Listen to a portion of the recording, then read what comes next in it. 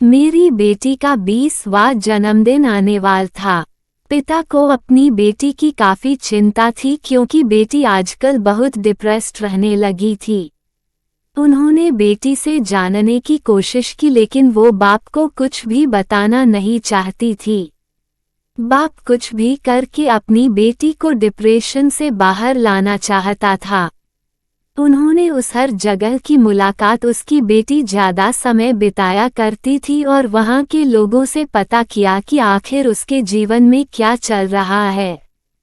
पिता को इस बात की जानकारी हुई कि उसकी बेटी जहां पर काम करती है वहां उसके ऊपरी अधिकारी उसके काम में अक्सर गलतियां निकालते रहते हैं और उसे डिमोटिवेट करते रहते हैं।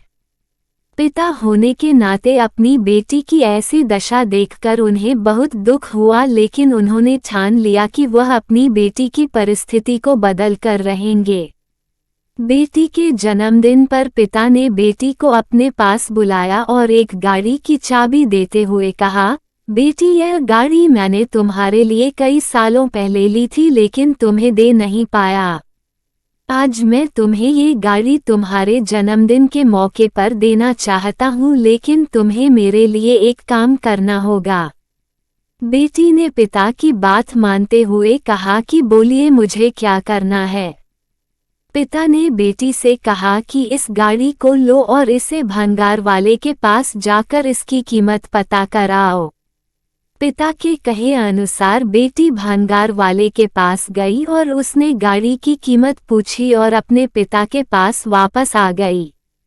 पिता के पूछने पर बेटी ने उन्हें बताया कि भंगार वाले के मुताबिक ये गाड़ी काफी पुरानी है और कई जगह से जंग खा चुकी है इसलिए वह इसके 10,000 देगा।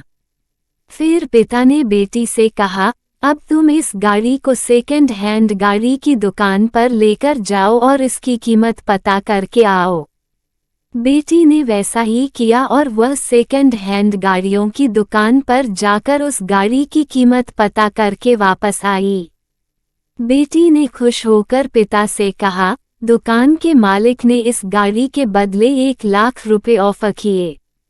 पिता मुस्कुराए लगे और बेटी से बोले, बहुत अच्छे। एक आखिरी बार इस गाड़ी को विंटेज गाड़ियों के क्लब में लेकर जाओ और वहां से इसकी कीमत पता करके आओ। बेटी भी अब उत्साहित थी यह जानने के लिए कि इस गाड़ी की कीमत वहां पर कितनी आंकी जाएगी।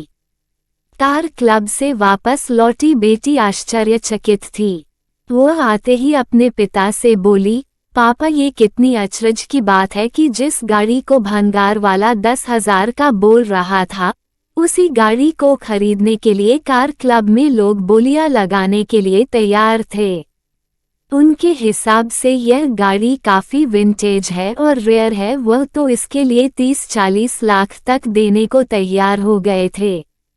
पिता ने अपनी बेटी के कंधों पर हाथ रखा और बोले, बेटी यही सब हम मनुष्यों के साथ भी होता है। अगर हम गलत जगह पर होते हैं तो हमारी कीमत कम आंकी जाती है। हमें वह पोजीशन वह इज्जत नहीं मिलती जो हम डिसर्व करते हैं। इसलिए जब भी कभी हमें लगे कि हम में कोई कमी है तो एक बार ऐसा जरूर सोचना कि हो सकता है हम गलत जगह पर हो। जब हमें हमारी सही जगह मिल जाती है तो हम वहाँ बहुत अच्छा काम कर पाते हैं और लोगों से हमें अच्छा अप्रिशिएशन भी मिलता है।